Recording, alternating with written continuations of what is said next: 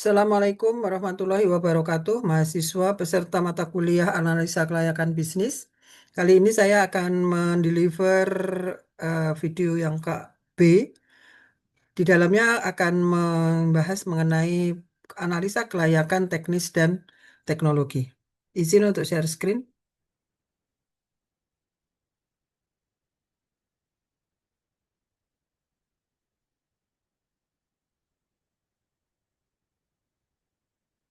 Analisa perkuliahan kelima.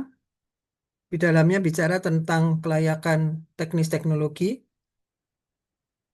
di mana di dalam teknis, analisa teknis dan teknologi ini, kita akan memilih proses untuk manufaktur maupun jasa, mencakup mesin yang digunakan, sarana-sarana yang digunakan, jenis teknologi yang dipilih, serta bagaimana peran manusia dalam menjalankan teknologi, baik sarana produksi maupun sarana penunjang. Nah, di dalam proses produksi teknologi, maka Anda berhadapan dengan teknologi tepat guna, yaitu yang banyak menggunakan tenaga manusia, kemudian yang otomasi, yang lebih banyak automate, tapi juga ada yang hybrid atau campuran keduanya. Mana yang akan Anda pilih tergantung dari sebetulnya bagaimana Anda menjalankan bisnis. Bukan berarti kalau yang otomasi itu Anda akan lebih efisien, belum tentu. Karena untuk satu daerah yang tertentu, Anda perlu tenaga kerja yang menggunakan otomasi, tetapi tenaga kerjanya tidak mampu. Lebih baik Anda industri yang tepat guna, di mana lebih banyak padat karya, lebih banyak tenaga kerja yang dimanfaatkan. Nah, teknis teknologi seri satu proses produksi dan teknologi proses. Di mana di sini Anda bicara tentang input proses output. Yang pertama, Anda lokasinya mau di mana? Ya, ketika Anda sudah dapat lokasi, Anda akan menentukan proses produksinya seperti apa. Tapi bisa juga saya akan membuat satu barang yang proses produksinya sudah tertentu dan bagaimana mesin produksi yang digunakan, baru Anda menentukan lokasinya, location planningnya. Itu juga bisa, terserah. Bisa jadi karena saya sudah punya tanah di sini. Industri apa yang mau saya buat ya? Kemudian Anda melakukan survei terhadap lingkungan. Tenaga kerjanya seperti apa, aksesnya seperti apa. Kemudian Anda menentukan industri yang akan Anda bikin. Tapi Anda bisa juga, saya sudah pasti firm untuk membuat industri A, maka saya akan cari lokasi yang bisa mendukung industri A ini. Aksesnya, tenaga kerjanya seperti apa. Nah, dari sana nanti akan ada yang namanya bahan bakunya dari siapa. Pemasoknya di mana. Pemasoknya seperti apa. Kemudian proses produksi dan teknisnya seperti apa. Itu akan ada banyak sekali yang bisa Anda lihat. Ini yang harus Anda refer ke mata kuliah manajemen operation. Saya tidak akan tidak akan mendetail seperti apa, tapi poin-poinnya Anda bisa retrieve atau ambil lagi dari manajemen operation. Nah, setelah itu hasil produksi Anda itu adalah yang make to order atau make to stock. Kalau yang make to order, maka Anda bisa selesai langsung dikirim ke konsumen Anda. Tapi kalau Anda make to stock, maka Anda harus berbicara tentang pergudangan. Manajemen pergudangan, accessibility pergudangan itu juga penting di dalam menentukan kelayakan teknologi dan proses. Lokasi, pemilihan tempat beroperasinya fasilitas produksi, baik produk maupun jasa. Jasa Anda mau seperti apa? Tentunya Anda beda. Manufaktur dengan jasa, orientasi lokasinya beda.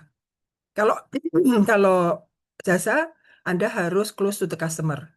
Kalau manufaktur, Anda bisa dimanapun, yang penting accessibility-nya bagus. Ya, nah, nanti pemasoknya seperti apa, karyawannya mau seperti apa, konsumen Anda mau seperti apa. Itu accessibility lebih penting. Ya, beda sama kalau jasa-jasa memang close to the customer. Meskipun untuk itu juga accessibility juga penting. Misalnya Anda bikin rumah sakit, Anda harus berpikir tentang bagaimana rumah sakit itu bisa diakses. Bagaimana kendaraan bisa masuk ke sana. Kalau misalnya segmen pasar Anda adalah kebanyakan ya kendaraan umum juga harus dekat. Itu location planning. Kemudian lokasi itu ada faktor teknis, kemudahan akses, baik bahan baku maupun pasar, kedekatan dengan pesaing. Ini kaitannya nanti dengan eh, supplier management. Kemudian ketersediaan tenaga kerja kompeten dan bagaimana biaya lokasi. Biaya lokasi ini misalnya gini, Anda manufaktur, Anda harus yakin biaya lokasi itu mencakup apa? Bagaimana kemudahan Anda mendapatkan utility, listrik, air, kalau Anda perlu udara, tekan, itu juga perlu. Pembuangan sampah, limbah, itu adalah yang namanya termasuk biaya lokasi. Adakah ini sudah disuplai oleh eh, lokasi di mana Anda pilih, ataukah Anda harus menyelenggarakan sendiri semua? Kalau menyelenggarakan sendiri semua, berarti investasi Anda bertambah. Sementara kalau sudah disediakan oleh eh, provider lokasi, maka Anda hanya cukup dengan biaya working capital, bukan investment. Kemudian faktor-faktor yang non teknis itu adalah politis, serikat pekerja, dan cuaca. Hati-hati memilih yang cuaca. Misalnya Anda perlu manufaktur di mana tidak boleh terlalu banyak embun. Pabrik kaca itu tidak boleh di tempat yang eh, berkabut, karena nanti kacanya bisa dimasukin eh, cairan apa namanya titik-titik uap air dan nanti menjadi burem. Kalau memang Anda bikin kaca burem nggak apa-apa, tapi kalau Anda akan bikin kaca yang eh, flat glass, yang bening, maka daerah yang berembun itu berbahaya terhadap produk Anda. Kemudian model penetapan lokasi itu ada penilaian faktor, biaya lokasi, metode pusat gravitasi ya. Jadi ada tiga, yang terserah mau Anda mau pakai yang mana. Penilaian faktor itu biasanya eh, ter, misalnya faktor-faktor yang dilihat itu adalah yang ini tadi. Nah ini faktor kemudahan akses, kemudian akses pasar, pesaing, tenaga kerja itu nanti dibobot, kemudian dihitung. Nah, sementara kalau yang eh, biaya lokasi itu nanti Anda bisa analisis volumenya berapa. Kalau saya eh, yang misalnya di Cikarang itu biasanya lebih mahal dibandingkan biaya lokasi Cikarang lebih mahal dibandingkan dengan Karawang Industrial Estate. Tapi nanti Anda berhadapan lagi dengan accessibility. Cikarang itu semua sudah tersedia. Karawang Industrial Estate mungkin belum sebanyak Cikarang. Itu yang perlu diperhatikan biaya lokasi. Atau metode pusat gravitasi ini biasanya untuk pergudangan.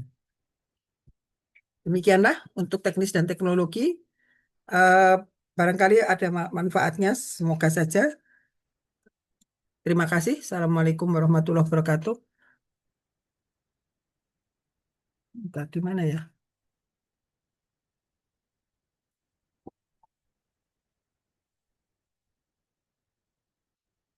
Oh, sorry, stop sharing dulu. Iya, baik. Terima kasih. Assalamualaikum warahmatullahi wabarakatuh.